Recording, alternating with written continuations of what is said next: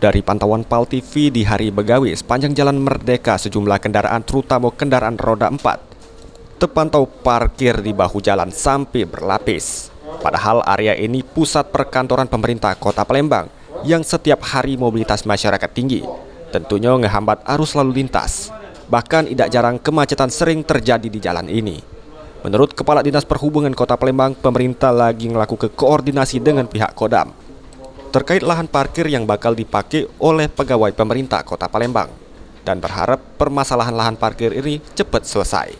Dengan parkir di pemerintah kota ya, karena itu juga kemarin ada bermasalah sama lahannya Kodam ya, sehingga belum bisa kita gunakan lahan tersebut. Ini lagi tahap rapat dengan Kodam bagaimana satuan ruang parkir yang ada di samping Pemkot itu bisa termanfaatkan untuk parkir kendaraan khusus pegawai Pemkot maupun tamu-tamu yang ada di Pemkot. Ya, harapan kita seperti itu ya. Kalau sudah ada space parkirnya, mudah-mudahan kita bisa atur masuk ke dalam kawasan perkantoran di samping kantor wali kota itu, seperti itu ya.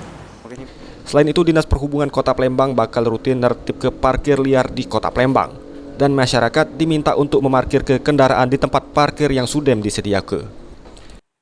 Penertiban ya, baik itu parkir yang melanggar aturan terkait dengan mobil atau kendaraan roda 2 yang memang tidak sesuai dengan lokasi parkir, kita akan lakukan penertiban. Termasuk juga titik-titik parkir yang memang ada petugasnya yang memang tidak sesuai dengan mungkin 2 lapis dan sebagainya. Ini petugas kita secara tiap hari secara kontinu lah, menyebar di beberapa ruas jalan yang ada di Kota Palembang yang mungkin secara simultan sehingga bisa tercover lah mana pelanggaran titik-titik parkir yang ada di Kota Palembang.